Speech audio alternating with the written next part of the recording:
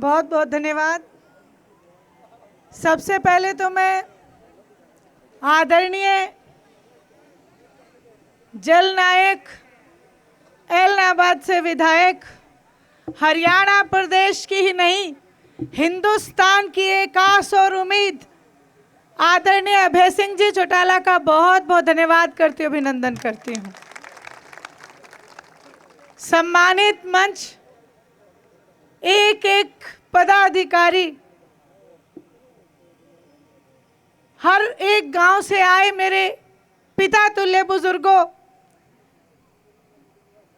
मेरी माताओं, बहनों, भाइयों और देश का उज्जवल भविष्य प्यारे बच्चों, मैं आप सबका बहुत बहुत धन्यवाद करती हूँ, अभिनंदन करती हूँ।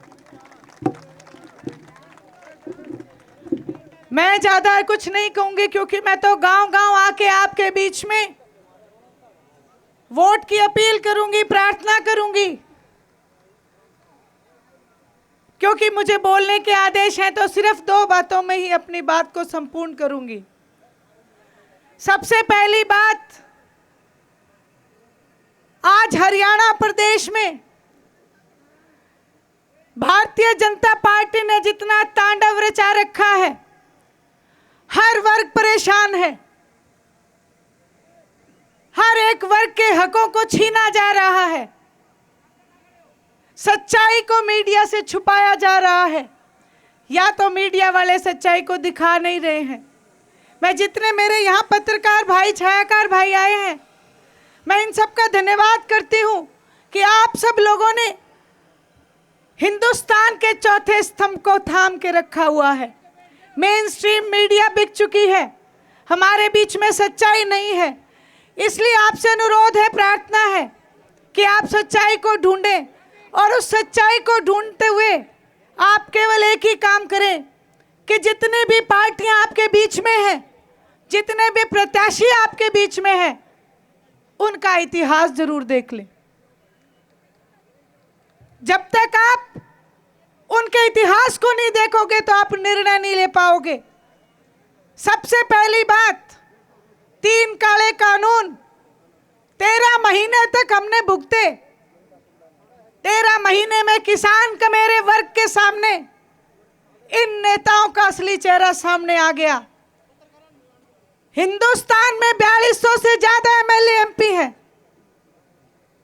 पहली बार इतिहास में कुर्सी देने वालों ने कुर्सी की डिमांड करी थी कि हमने इतिहास में हमेशा आप लोगों को कुर्सियां दी है, नवाजा है, एक बार कोई, इस बार आप हमारे लिए कुर्सी छोड़ दो।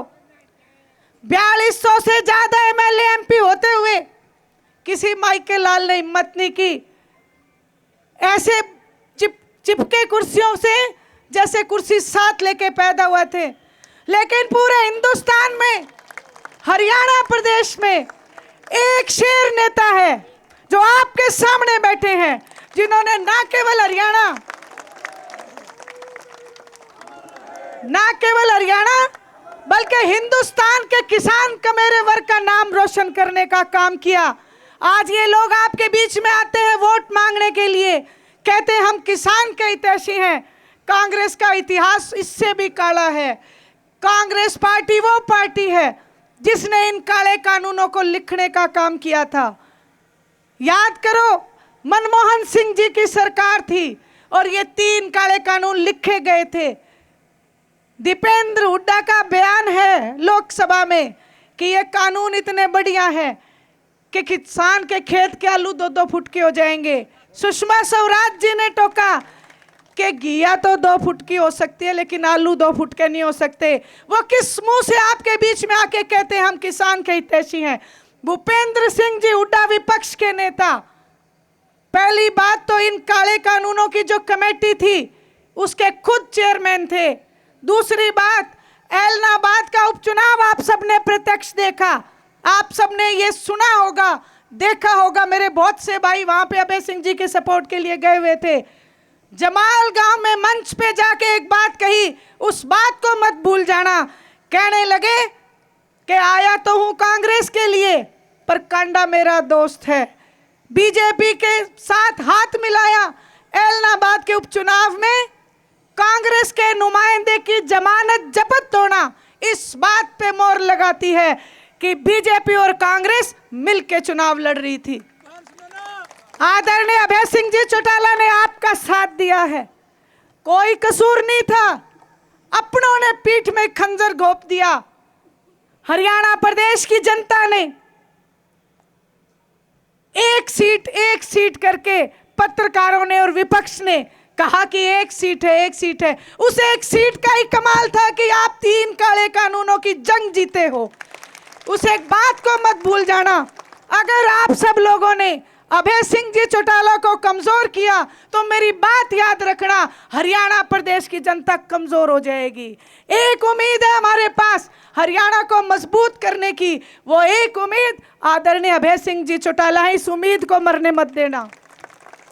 मैं आपसे एक बात और कहना चाहती हूं, हम जरूर 10 सीटों के मालिक हैं, लोकसभा में हरियाणा प्रदेश की केवल 10 सीटें आती हैं, लेकिन यह भी इतिहास है इंडियन नेशनल लोकदल का कि आज तक ना कांग्रेस का कोई लीडर, ना कोई बीजेपी का हरियाणा प्रदेश का लीडर, किसी भी पार्टी का हरियाणा प्रदेश का लीडर उस दिल्ली की गद्दी तक नहीं पहुंचा। ये इतिहास इंडियन नेशनल लोकदल के पास है। आदरणीय चौधरी देवीलाल जी ने वो गद्दी भी फतेह करने का काम किया।